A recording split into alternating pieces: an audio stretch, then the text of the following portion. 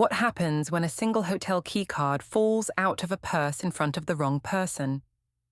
Why does a husband stay calm, gather information, and make one silent phone call instead of shouting?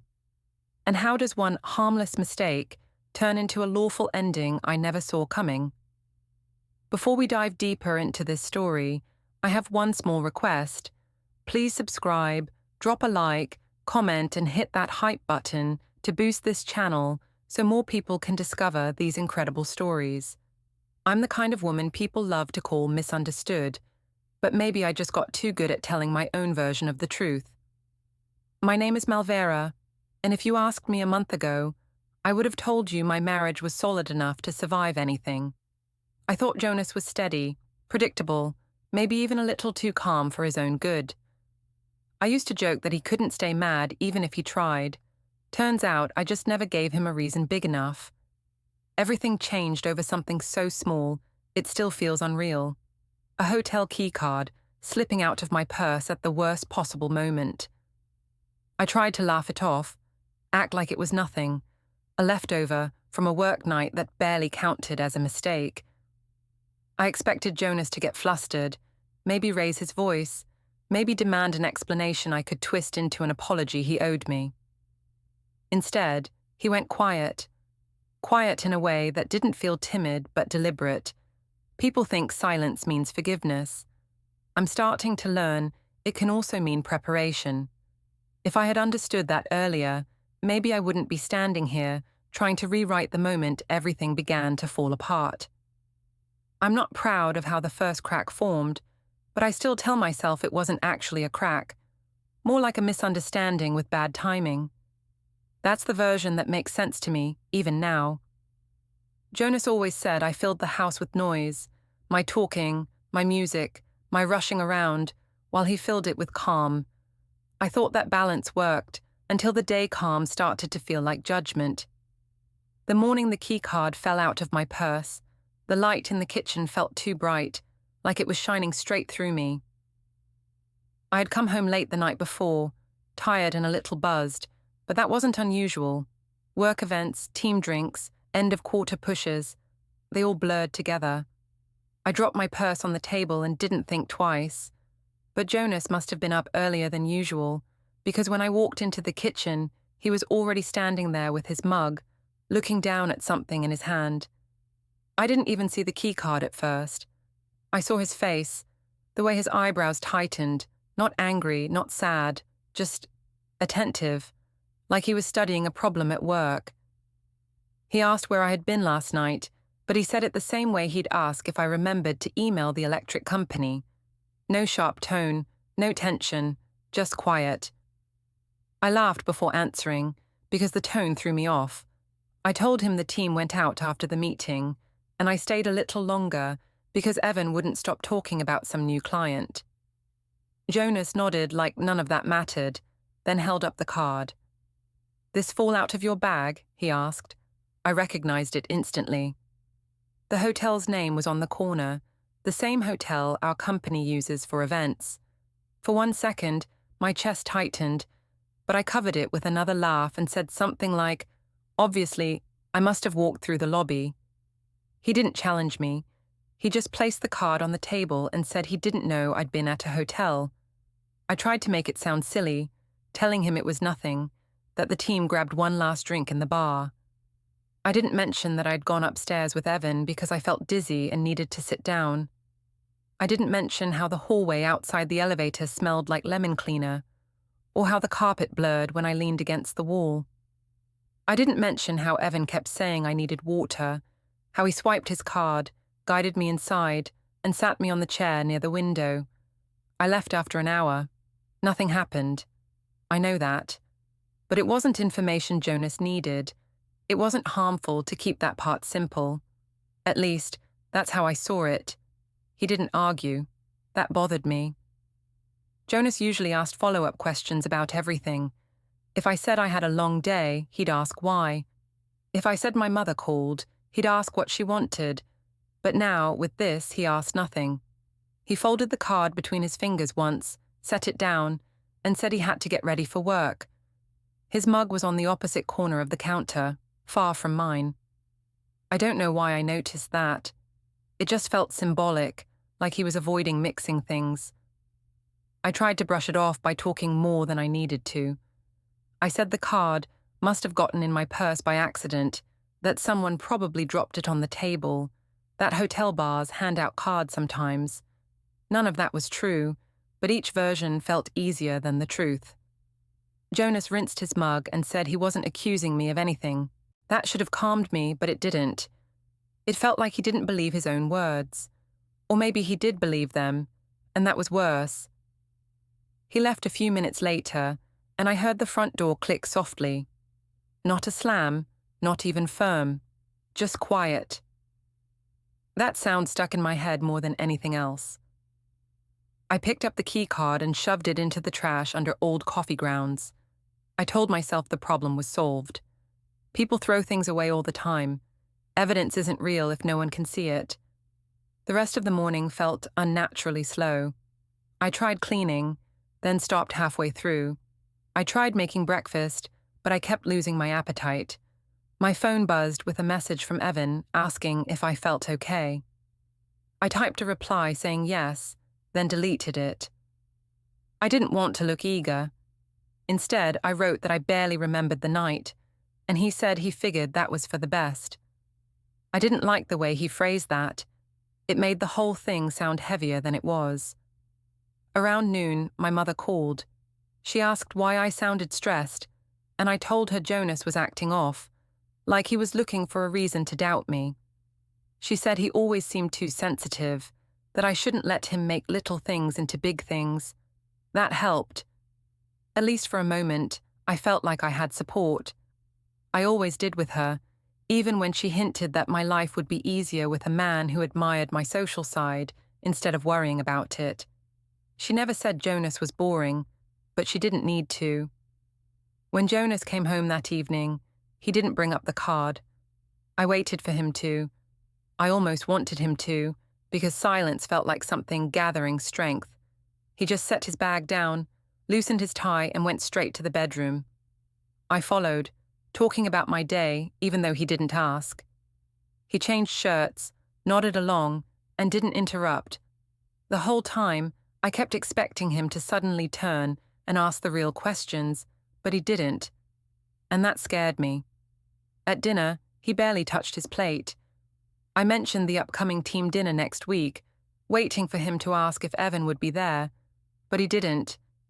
He just said he hoped I had a good time. No jealousy, no pushback, nothing. I told him he was being passive-aggressive, and he said he wasn't trying to be anything. He said he was just thinking. I asked thinking about what.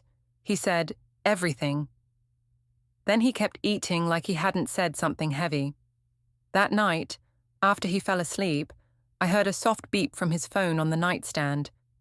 The screen lit up with a reminder. Personal meeting, Friday. He never labeled anything personal. He barely used reminders at all. I stared at the glow until it faded. Something about the exact time, 11:15 a.m., made my skin prickle. I told myself I was imagining things. I told myself Jonas wouldn't do anything drastic. He wasn't the type. He was reasonable, patient, steady. All the things I used to list as reasons I married him. But as I lay there in the dark, I kept thinking about the keycard buried under coffee grounds, the way he didn't ask follow-up questions, and the quiet click of the front door that morning. Quiet can mean a lot of things. I just hadn't learned that yet. I didn't plan on turning everything into a spectacle, but I also didn't stop myself. Maybe part of me wanted an audience, someone to reassure me that I was right and Jonas was wrong. That's how we ended up at the long table in Marston's family grill the next Saturday, surrounded by his sister, his mother, my brother, and 2 cousins who never missed a chance for gossip. The place was loud.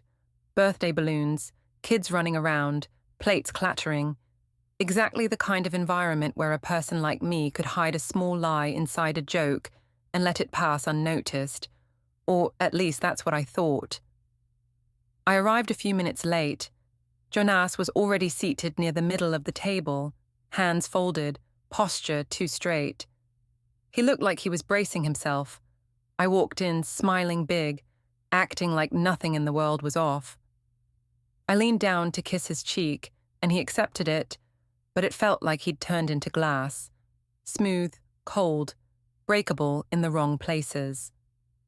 That bothered me, so I sat beside him with more enthusiasm than necessary, telling everyone traffic was a nightmare, even though it hadn't been. I wanted to control the opening tone of the gathering before he did. While everyone settled in, Ruth commented that I looked tired. I laughed and said work had been draining lately, especially with late nights at the office and team outings. I made sure to say it loudly enough for the whole table to hear. Jonas didn't react. He reached for his water like he wasn't listening, and that annoyed me more. I didn't want indifference. I wanted something I could push against. When people stay calm, it becomes harder to prove you're the victim. The server brought out appetizers, and the conversation flowed toward harmless topics. Theo's new job, my cousin's baby, Ruth's garden. I watched Jonas the entire time, waiting for the moment he would bring up the hotel card in some subtle way, but he never did. He didn't even glance at me. When the silence between us stretched too long, I filled it with a laugh that was too big for the joke someone else had told. That laugh triggered someone to ask how things were between us, because I guess people can sense tension even when you think you're hiding it well. I shrugged dramatically and said Jonas had been in a mood all week. That pulled a few chuckles. Then I said he'd discovered a hotel keycard in my purse and acted like I'd run away with a stranger. Everyone laughed louder. Even Theo smirked. I leaned back like a comedian owning the moment. Jonas kept his eyes on the breadbasket. No reaction, no smile, nothing. Kira, his sister, asked gently what the card was from. I said it was just a work thing, obviously, and Jonas had overthought it. My tone made it sound ridiculous that he had even asked. Someone joked that maybe Jonas had watched too many crime shows. I said exactly. He sees one hotel keycard, and suddenly I'm a suspect. More laughter, more eyes on me. I felt powerful. Jonas lifted his water glass and took a slow sip. His hands were steady. That bothered me most. How could he sit there acting calm while I carried the whole conversation? I nudged his arm and said he could relax, that no one thought I'd done anything wrong. Still nothing. Just a quiet nod. I said he was being overly sensitive, and his mother gave me a sharp look. Ruth placed her fork down and asked if we needed a moment. I brushed it off, saying Jonas just didn't like when I had fun after work, and he took everything too literally. I even said he could use a night out himself, that maybe then he'd stop imagining things. That comment didn't land well.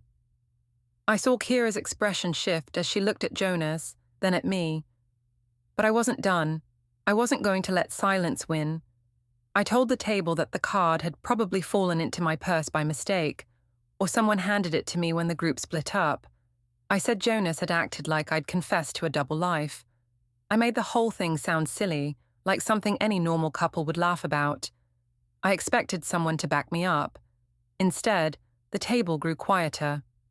My cousin wiped her mouth and asked if I even remembered how the card got into my purse. I said of course, I wasn't drunk, just tired. That wasn't fully true, but it wasn't fully false either. I added that the hotel bar was crowded and things get mixed up. People share tables. Cards slide around. It happens. Jonas finally spoke. "It's not the card," he said gently. "It's the way you talked about it." That sentence felt like a pin pressed into my skin. I snapped back that he was twisting things. I said he always did this, took small things and turned them into emotional lectures. He didn't argue. He didn't even look hurt. He just went still again, like he was observing something more than participating. Ruth reached for her napkin and asked if we were sure everything was all right. Her voice had that tone people use when they already know the answer. I felt heat climb up my neck. I said Jonas had been distant, and I didn't know why. I said I tried talking to him, but he shut down. I made myself sound patient, supportive, confused. The table didn't laugh this time. Kira leaned in slightly and said, maybe Jonas had a reason to feel uneasy. I stared at her like she had insulted me. I asked what she meant. She said the way I kept joking about the card made it seem like I was more worried about appearances than about Jonas's feelings. I told her I wasn't responsible for his imagination. That was the moment the air at the table really changed. Even Theo shifted uncomfortably. Then the server arrived with plates, breaking the tension for a moment. While everyone pretended to refocus on the food, I reached for Jonas's hand under the table. He didn't move his away, but he didn't hold mine either. His fingers were warm but stiff, like touching something that wasn't really alive. Conversation thinned. People moved on to safer topics, but nobody looked fully relaxed. I caught two cousins exchanging glances. I hated that. I hated the idea that Jonas's silence made me look like the unreasonable one. So I spoke louder again, making another joke about being interrogated over a simple keycard. Jonas set his fork down quietly. He excused himself, stood, and went to pay for his food at the counter. Only his food, not mine, not the table's. He thanked the server politely, then walked out through the glass doors without looking back. For a moment, nobody breathed. Then Kira whispered something to Ruth. My cousin asked if we wanted to check on him. I said he'd be fine. I said he was being dramatic. I said it with a laugh that didn't land. Theo nudged his phone toward me. On the screen was a tagged photo someone had posted earlier. Me at the table, mid-joke, pointing at Jonas while he stared down at his plate. The caption was something like, family drama at Marston's. My stomach dropped. I turned my phone over so I wouldn't have to look at it again. I told everyone not to worry, that Jonas always needed time to cool off. But I could feel something shift under the surface, like a slow tide pulling back before a wave hits. And this time, the silence that followed didn't feel like surrender. It felt like distance. On Monday, the office lights felt harsher than usual, like they were aimed straight at me. I walked in trying to look normal, but I could feel eyes following me from the moment I reached my desk. People weren't subtle. They whispered, tilted their heads, glanced at their phones, then looked at me again. I pretended not to notice. Pretending was easier than admitting that the tagged photo from the restaurant had made its way into the workspace faster than I expected. I opened my computer and tried to focus on emails, but my hands wouldn't stay steady. A group of co-workers near the printer kept glancing over. I caught bits of their conversation, something about hotel bar and weird energy. I wanted to walk over and demand they say it to my face, but I knew that would only feed the drama. Instead, I took a long sip of cold coffee and crafted a smile that felt too bright. They didn't deserve an explanation anyway. They didn't know the full story. They only knew what they'd seen online, and people online never get anything right. Around 10, Evan walked into the office, laughing with two team leads. He looked relaxed, confident, untouched by the tension that followed me through every aisle. When he saw me, his smile faded. He hesitated, then continued walking, tapping his pen against his notebook. I hated that he avoided me. If he had just acted normal, everyone else would have calmed down too. Later, in the break room, I overheard Megan whispering to another coworker. She said something like, I mean, if nothing happened, why is it such a big deal? The other girl replied that people don't get defensive unless they're hiding something. My whole body heated. They didn't know anything. They didn't see me leave the hotel room after an hour, barely steady on my feet, heart pounding, but not out of guilt, out of confusion. They didn't see me push away Evan's attempt to brush hair off my shoulder. They didn't know how careful I'd been. I marched out before they noticed me, but the anger didn't fade. It built, slow and sharp. At lunch, I bumped into Evan near the stairwell. He tried to turn the other way, but I blocked him. I didn't raise my voice. I just asked why he was acting like a nervous intern. He said he didn't want anyone assuming he'd done something inappropriate. I told him he was making it look worse by avoiding me. He said that wasn't his problem. His eyes kept darting toward the hallway, like he expected someone to walk in. I stepped closer, lowering my voice.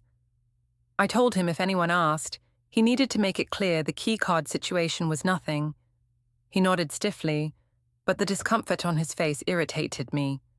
He should have been helping me, not panicking like a guilty man. Before he could say more, a coworker walked past, and I noticed her phone held casually upward, angled in a way that made my stomach twist. I didn't know if she took a photo or a video, but her smirk suggested she saw something she wanted to share. I walked back to my desk feeling the sting of judgment. I knew how the office worked. People loved a scandal. They didn't care if it was real. They only cared if it was entertaining. The more people stared, the more I felt the urge to do something dramatic to prove I wasn't the problem. I messaged Jonas, asking if he was still upset about the restaurant. He responded with a short, "Busy, later." No explanation, no emotion. It was like trying to communicate with a locked door. That afternoon, I saw Jonas unexpectedly. He appeared near the reception desk, talking quietly with the building manager. I froze. He wasn't supposed to be there. He didn't tell me he was coming. He looked calm, carrying a folder under his arm. When our eyes met, he lifted his hand slightly in a polite acknowledgement, not a warm one. The building manager walked away, and Jonas approached me. I tried to sound cheerful, asking why he had stopped by. He said he was picking something up from the office supply store on the first floor. His voice was steady, neutral. Too neutral. I watched him closely. He wasn't angry, he wasn't cold. He was unreadable, and that scared me more than any argument. As we walked to the elevator together, I caught a glimpse of something in the pocket of his jacket, a small USB stick with yesterday's date written in neat marker. My heartbeat picked up. I asked if he was working on something new. He said he had some organizing to do. Then the elevator opened, and he stepped inside. He didn't ask me to join him. When the doors closed, I felt a hollow ache that made me want to lash out at someone. Instead, I checked my reflection in the elevator's metallic surface. My makeup was perfect. My expression wasn't. It looked tight, crushed down. I straightened my shoulders and told myself he was being dramatic. Back upstairs, people whispered again. Someone had posted a blurry picture in the office group chat, me and Evan standing close in the stairwell. It wasn't compromising, but it wasn't flattering either. The caption was a single question mark. I wanted to scream. Why were they so invested in my life? Why did they cling to a harmless moment, acting like it was evidence of something bigger? At 4, I packed my things early. I didn't owe anyone an explanation. As I walked through the parking garage, I saw Evan standing near his car. He looked like he wanted to say something, but I kept walking. I wasn't going to comfort him. If he felt guilty or nervous, that was his problem, not mine. I had enough to deal with. When I reached my car, my phone buzzed with a message from Jonas. Got home early. No follow-up, no emoji, no warmth. Just a statement. I drove home faster than I should have, my chest tight. I wanted to talk, to clear everything up, to make the tension disappear. But when I walked into the apartment, Jonas wasn't in the living room. The guest bedroom door was open, the bed made neatly. The air smelled faintly like printer toner. A soft beep came from the office. His laptop screen glowed with a spreadsheet. Columns of dates and notes. I stood in the doorway, feeling a chill run through me. He closed the laptop slowly, looked up and simply asked, "How was work?" His calmness cut deeper than anger ever could. I said the office was being ridiculous and people were spreading stupid rumors. He nodded. I told him none of it meant anything. Another nod. I told him I hated how distant he was being. He said he wasn't distant, he was thinking. That word again, thinking. I went to bed that night feeling like the silence between us had turned into something alive, something growing. Jonas slipped into the guest room without a word. I stared at the ceiling for hours, trying to convince myself I still had control of the story. But deep down, fear had started to bloom, small but sharp, like a seed breaking open. I told myself the rooftop bar would fix everything. Crowds always help me reset the story. If enough people saw me laughing and glowing under string lights, maybe they'd forget the whispers. Maybe Jonas would loosen up. Maybe the tension following me around like a shadow would finally break apart. That's what I wanted, a night loud enough to drown the quiet that had taken over our home. Cassidy, Mira, and the rest of our group were already seated near the edge of the balcony when I arrived. Music thumped through the speakers, the kind that vibrated in your ribs. The city lights were soft behind us, blurred like watercolors. I showed up with a big smile and a new dress, hoping no one would notice how tense my jaw felt. Cassidy stood to hug me, telling me she loved the outfit. She always knew how to boost me when I needed it. But even before I sat down, I could feel the question waiting in the air. They all knew something was going on. I could see it in the way Mira's eyes slid briefly to her phone, then to me, then away. I took a seat, ordered a drink, and told myself I could control this too. It only took 10 minutes before someone brought up the photo from the restaurant. Mira leaned forward, resting her elbow on the table. She asked if Jonas was all right after the whole Keycard thing. I forced a laugh, told them Jonas had blown the situation out of proportion and that the restaurant picture made it look worse than it was. I said people online needed to mind their own business. My voice came out louder than I expected, which only made Mira's brows rise slightly.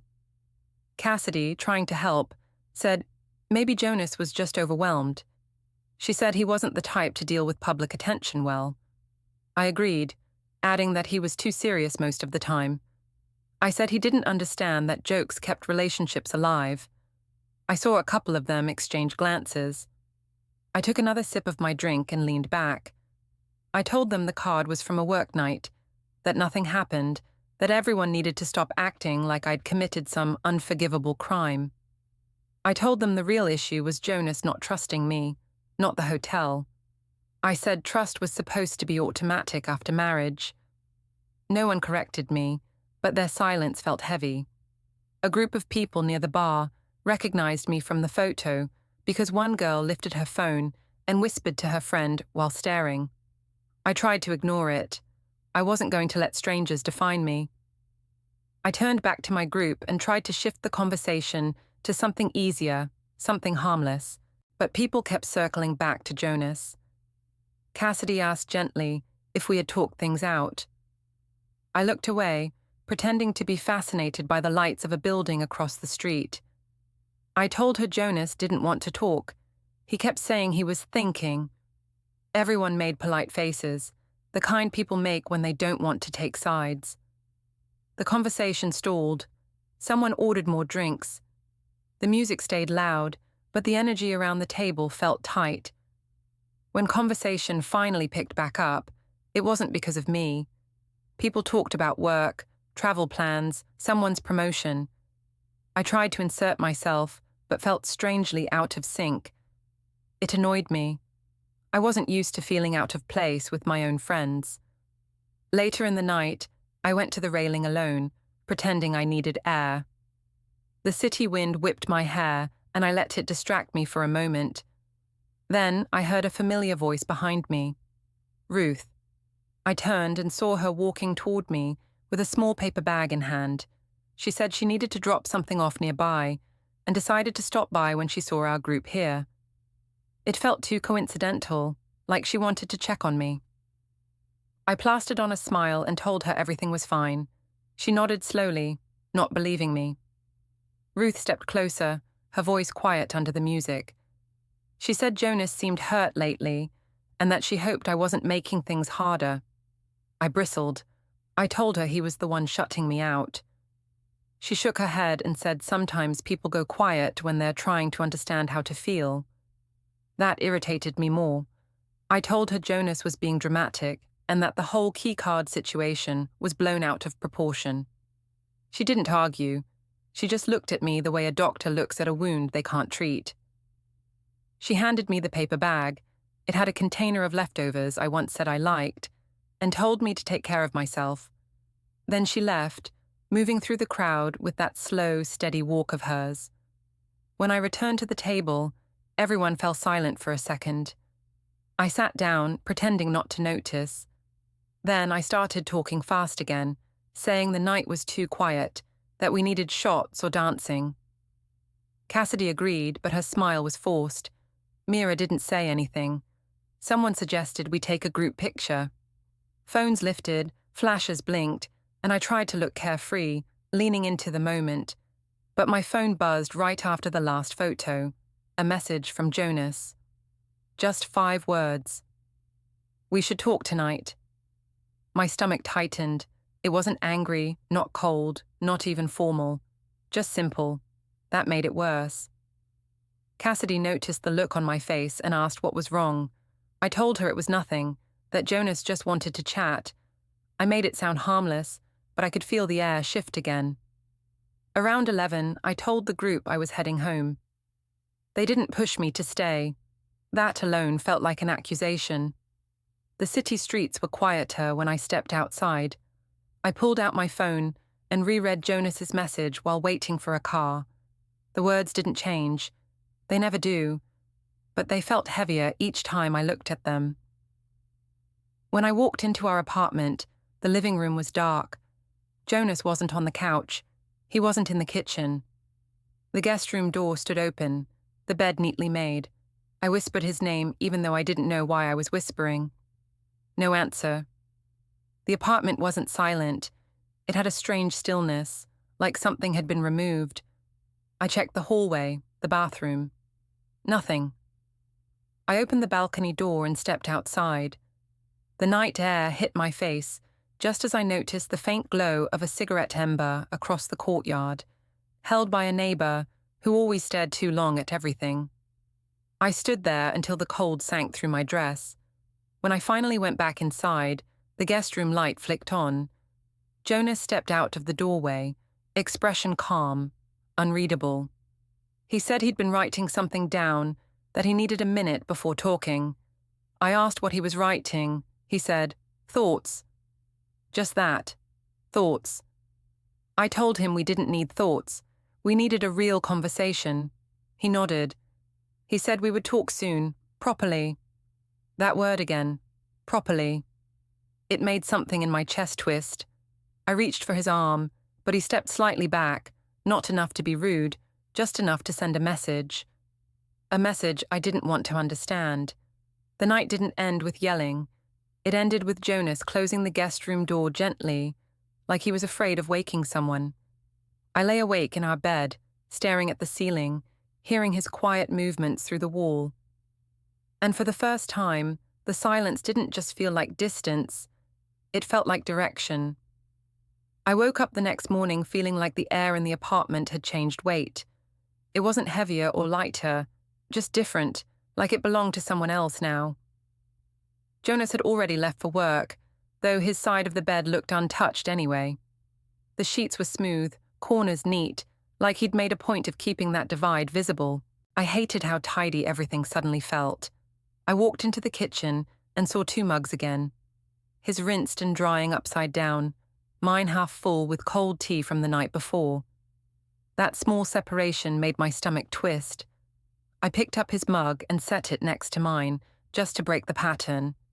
It didn't help. It only made the distance feel more obvious. Around noon, my mother called. She said she saw a post online about the rooftop bar and asked if everything was all right. I told her people were exaggerating and Jonas was acting like a victim again. She sighed and said some men don't know how to handle strong women.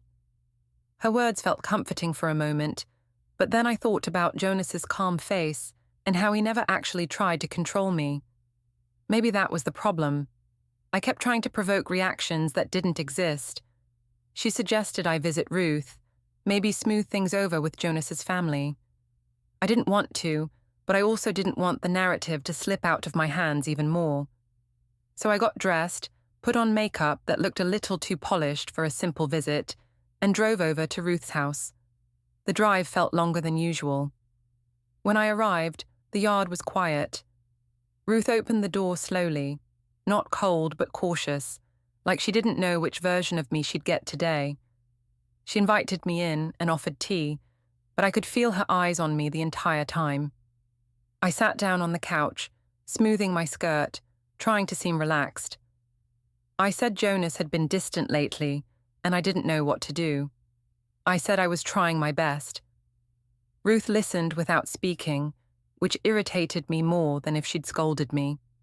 I wanted someone to argue so I could defend myself, not this soft, steady silence that felt like a mirror held up to my face. Finally, she said Jonas was hurting. She said he was confused, maybe even preparing himself for something. That word, preparing, made something in me jolt. I laughed it off, saying Jonas wasn't the type to prepare anything. He barely organized his own inbox. But Ruth just looked at me like she knew something I didn't. She said she didn't want to interfere, but hoped I understood that trust didn't recover quickly once shaken.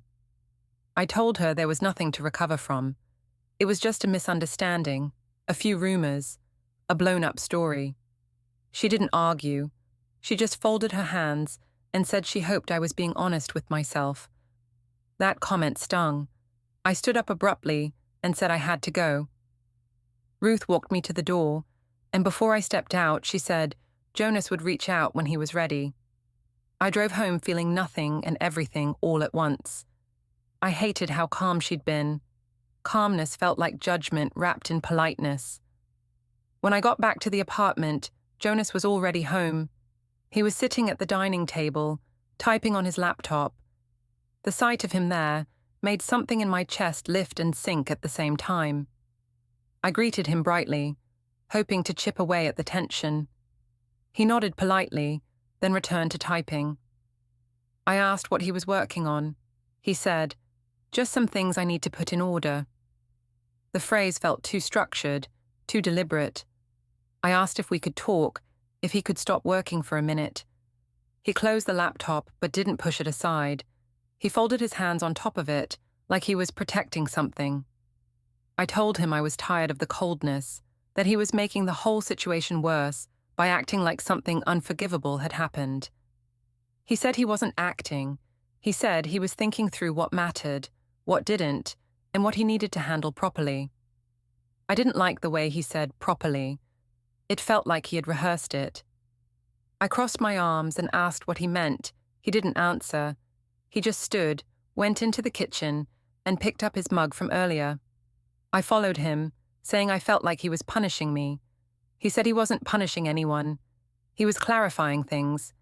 I asked what needed clarifying. He said, "Everything that's been unclear." My heart pounded harder. It wasn't just his words, it was his tone. Soft, level, almost gentle. People only speak like that when they've already made a decision. I told him he was scaring me with all this quiet. He said he didn't want to scare me. He just wanted to be fair. Fair. That word felt worse than anger. He wasn't attacking me. He was organizing me. Then he said something that made the air shift completely. "I'm going to handle this properly." Just that. No emotion, no heat. A simple statement, delivered like a schedule reminder. I didn't know what to say. I laughed because I felt cornered. I asked if he was threatening me. He shook his head and said he didn't threaten anyone.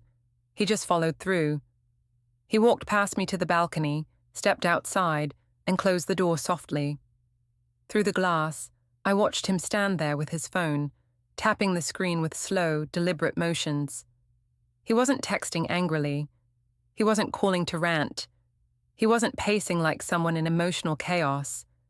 He was calm, too calm, like someone confirming details. I stood frozen in the living room, listening to the faint hum of the refrigerator, the distant sound of traffic outside, and the muted clicks of Jonas's phone through the balcony glass. Every small sound felt like a countdown. When he finally came back inside, his face was unreadable. He said he was going to sleep early. I reached out instinctively, touching his sleeve, but he gently pulled away. Not harshly, just enough to make something inside me drop. He went to the guest room, closed the door, and locked it. I lay awake in our bedroom, staring at the ceiling again, trying to piece together what properly meant. My mind spun through conversations, posts, rumors, that single hour in the hotel, the keycard, the restaurant photo, the rooftop whispers. Each memory felt like a stone stacking on top of the next. And somewhere behind the wall, Jonas was quiet. Too quiet. The kind of quiet that wasn't confused or hurt. The kind of quiet that was preparing. I didn't expect Jonas to leave before sunrise, but the apartment was already silent when I woke. No mug on the counter, no laptop hum, no soft steps from the guest room, just absence, heavy and cold. His side of the closet looked slightly different. Shirts evenly spaced, shoes aligned, a kind of order that didn't exist 2 weeks ago. I told myself he had an early shift or a meeting. I told myself anything that wasn't the obvious truth humming under my skin. I got dressed quickly, choosing an outfit that made me look sharp, unbothered. If Jonas wanted distance, fine. I could show him I wasn't losing anything. I even straightened my hair twice, annoyed that my hands shook each time I smoothed a strand behind my ear. On the drive to work, I rehearsed lines in my head, things I'd say that would make Jonas see how ridiculous all this had become. I would tell him we could fix this, that he was pushing things too far. That silence wasn't the answer. I wanted him to look at me and realize I was still the same person he married. Flawed, maybe, but still his wife. The office tower lobby was busier than usual when I arrived. People rushed to the elevators, badges swinging, phones out. The noise echoed through the high ceilings. I scanned the crowd instinctively, even though I didn't expect Jonas to be there. Then I saw him. He stood near the far wall, beside a tall planter, talking quietly with a man I didn't recognize. Jonas looked calm, centered, like someone who'd slept well for the first time in days. The stranger wore a simple black jacket and held a folder tucked under his arm. He nodded at something Jonas said, then stepped back a little. I felt a flicker of relief. He'd come here to see me. Finally we could talk. I walked toward him, heels tapping too loudly on the tile. Jonas looked up as I approached, his expression unreadable. Not angry, not sad, just steady. I told him we needed to stop this weird tension and figure things out. I said we couldn't keep pretending everything was fine while letting rumors spiral. I said we needed to talk now, not later. He listened. He always listened. Then he said softly, "This isn't pretending." Before I could respond, the man beside him stepped forward. "Are you Malvera Quinn?" he asked, voice firm but polite. I blinked. "Yes? Why?" He reached into the folder and removed a stack of papers clipped neatly at the corner. He held them out. "These are for you." The lobby noise didn't fade, but it felt like it shifted around me, like the air thickened. I didn't take the papers at first. I looked at Jonas, expecting him to explain, to wave the man away, to tell me this was some kind of mistake. He didn't move. Reluctantly, I reached out. The papers touched my hands, too stiff, too official. The man said my full name again, then added, "You've been served." Served. The word landed in a way I didn't understand at first. I looked down at the documents. The heading swam in my vision. The words were clean, formal, unmistakable. A civil complaint. Jonas had filed a defamation and privacy action. My posts, my jokes at the restaurant, the rooftop whispers, the photo that made him look small, the stories I twisted to protect myself. It was all listed, referenced, timed. There were temporary orders too, something about removing content involving his name or image until further review. My mouth went dry. My hands tightened on the pages. I said his name, half whisper, half plea. Jonas inhaled through his nose, steady, controlled. "I told you," he said quietly, "I would handle this properly." No anger, no shakiness, no accusation, just conclusion. A few co-workers walked by, slowing as they noticed the scene. Someone from the marketing department lifted their phone slightly before pretending not to record. A security guard stepped closer, like he wasn't sure what was happening. The whole lobby seemed to tilt. I stepped forward, telling Jonas we could talk about this privately. I said he didn't need to make a scene. He shook his head gently. "There's nothing to discuss," he said. "Not anymore." The elevator behind him chimed. People stepped out, others stepped in. Jonas glanced toward it, then back at me. I felt the panic rise sharp and fast. I told him he was overreacting. I said none of this made sense. I said he was throwing everything away over one stupid hour that didn't even mean anything. He didn't flinch. "It meant enough," he said. The elevator doors began to close. Jonas stepped backward into the cabin. For a moment, it was just the two of us facing each other, the documents in my hands, the calm in his eyes, the finality in the air. I reached out instinctively, fingers brushing the space between us. He didn't take my hand. The doors slid shut. And that was it.